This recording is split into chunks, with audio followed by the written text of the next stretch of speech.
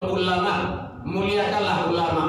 Tidak diminta untuk dimuliakan, tapi tanggung jawab dan kewajiban umat untuk memuliakan ulama. Fa innahu, maka sesungguhnya mereka itu, kata Rasul, indallah kuramun makrumun, di sisi Allah beliau para ulama itu adalah orang yang paling mulia dan terhormat.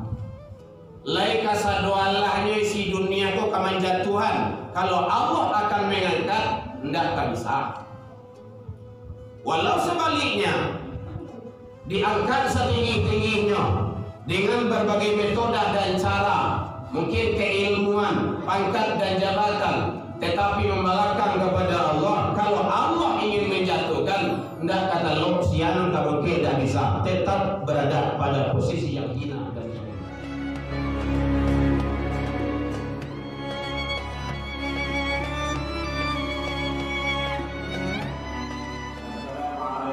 warahmatullahi wabarakatuh.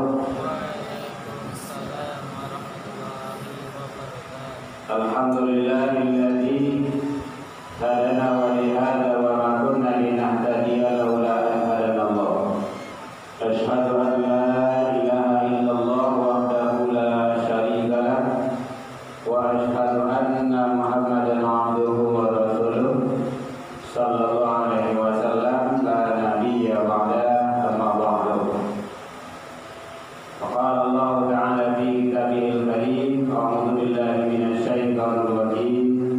Bismillahirrahmanirrahim. Allah dengan segala firman-Nya fi kitabillah Al-Qur'an Surah Al-Ahzab 33:21. Hamdan wa syukran lillah, seluruh puji dan syukur kembali kita ucapkan kehadiran Allah Subhanahu wa Ta'ala. Dengan berkat izin Allah, alhamdulillah, sampai detik hari ini kita masih diberikan kesempatan untuk menjalankan ibadah. Mudah-mudahan ibadah-ibadah yang kita lakukan semoga diterima di sisi Allah hendaknya.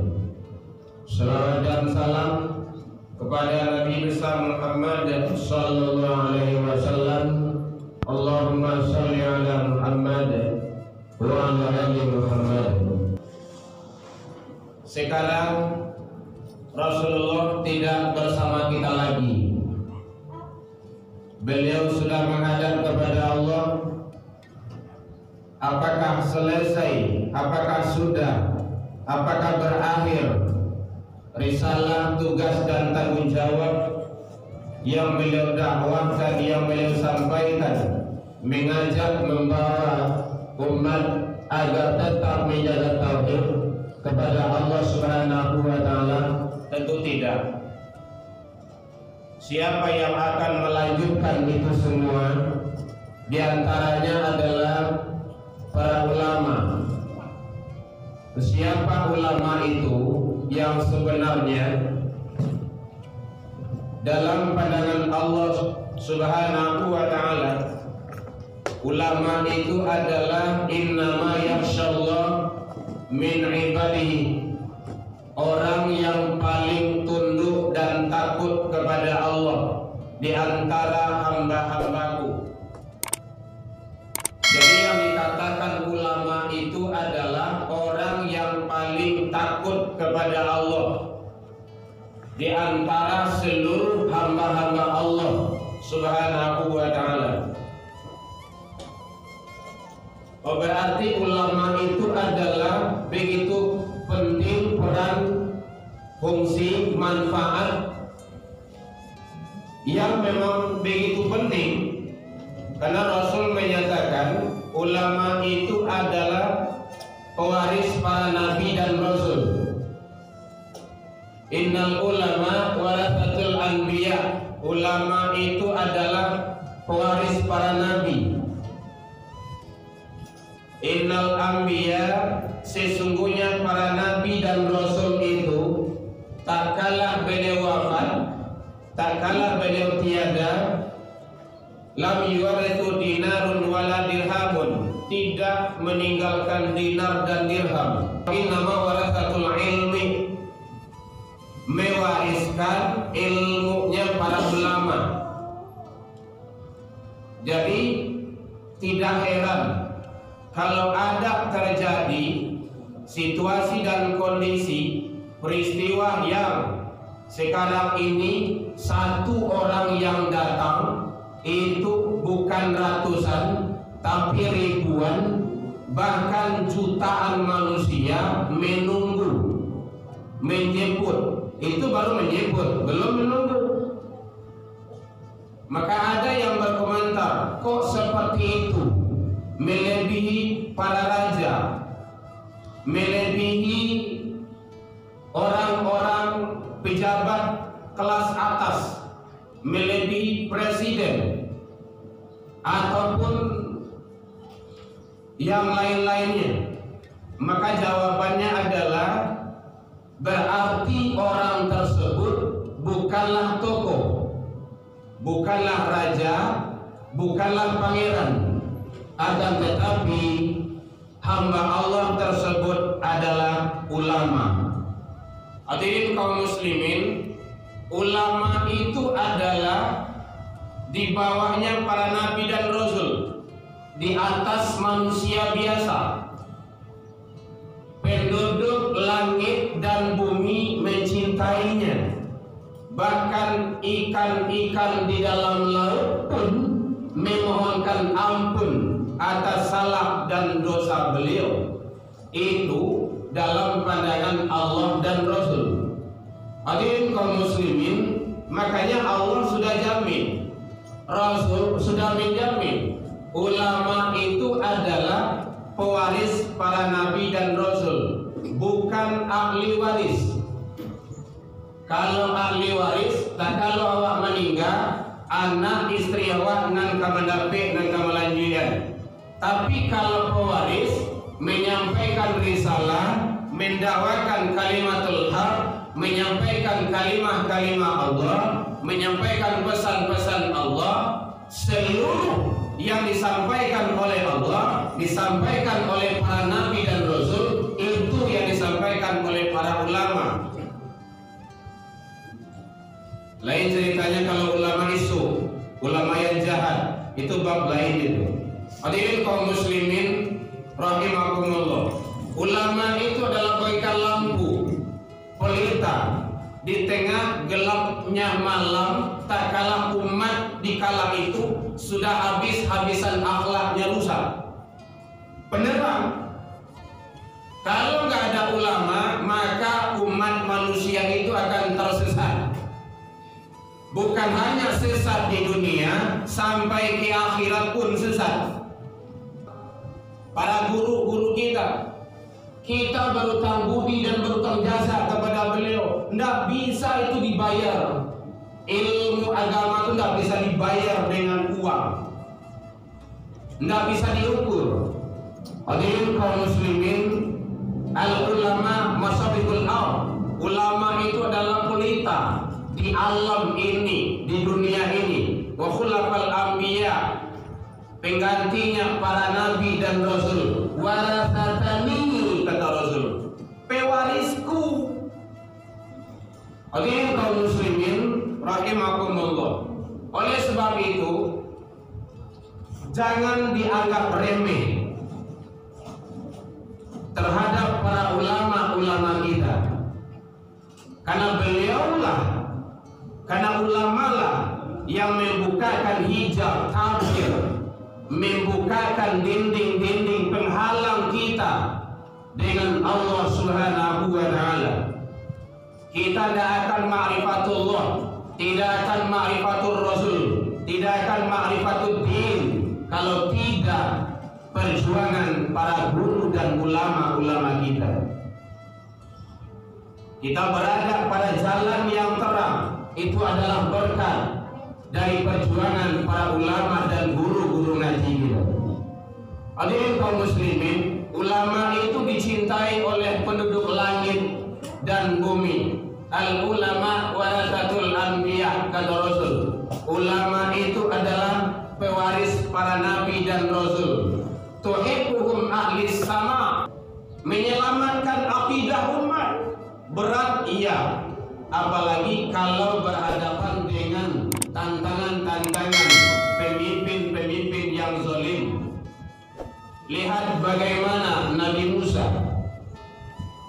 apa yang beliau hadapi, lautan merah.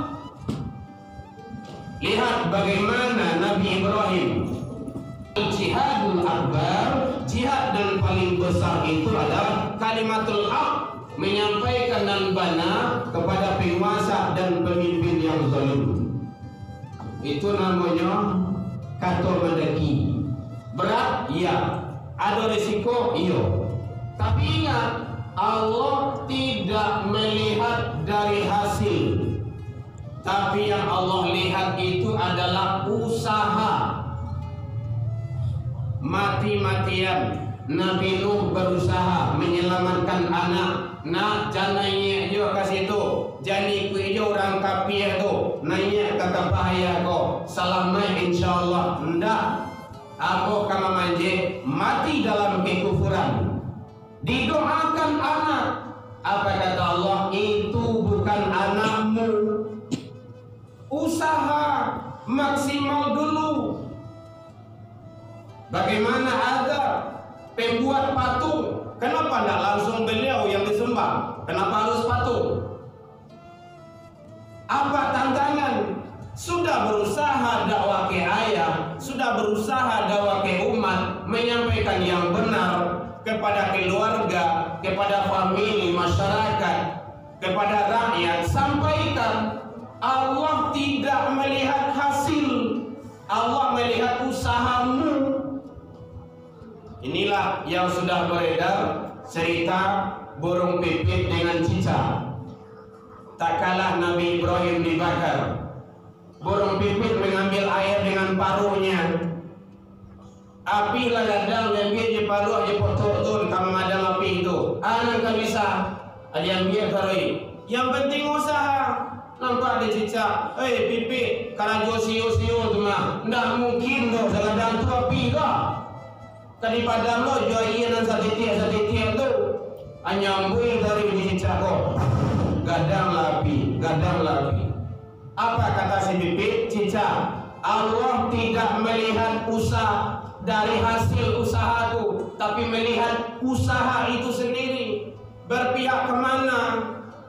Kepada yang hak, kepada yang batil.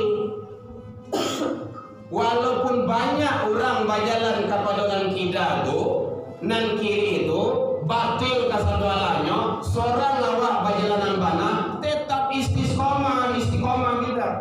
Istiqomah itu dan susahnya. Oleh sebab itu, bangkit semangat umat Islam. Jangan kendor. Walau sampai akhir dunia kiamat pun, yang tantangan itu pasti ada. Maka ada istilah di mana ada Muhammad, di sana ada Abu Jahal. Hadirin kaum muslimin rahimakumullah.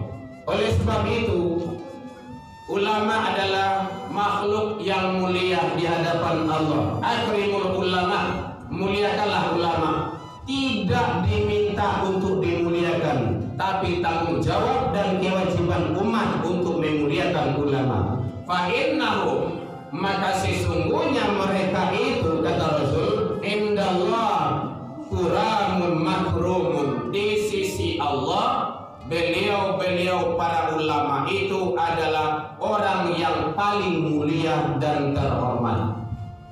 Laika sadoallahnya isi dunia kok kemanjat Tuhan. Kalau Allah akan mengangkat, tidak akan bisa. Walau sebaliknya diangkat setinggi-tingginya dengan berbagai metode dan cara, mungkin keilmuan, pangkat dan jabatan, tetapi membalakan kepada Allah. Kalau Allah ingin menjatuhkan, tidak kata lo siang tak boleh, tidak bisa, tetap berada pada posisi yang hina dan zalim. Oleh sebab itu, kita tidak berharap terjadi peristiwa-peristiwa besar, karena di zaman para nabi dan rasul sudah ada contoh-contoh umat yang melanggar peraturan-aturan Allah. Musibah, malapetaka, silih berganti. Kenapa? kemaksiatan merajalela, kemungkaran menjadi-jadi, pornografi, porno aksi, di mana-mana mabuk, judi, seluruhnya sudah menjadi pemandangan biasa.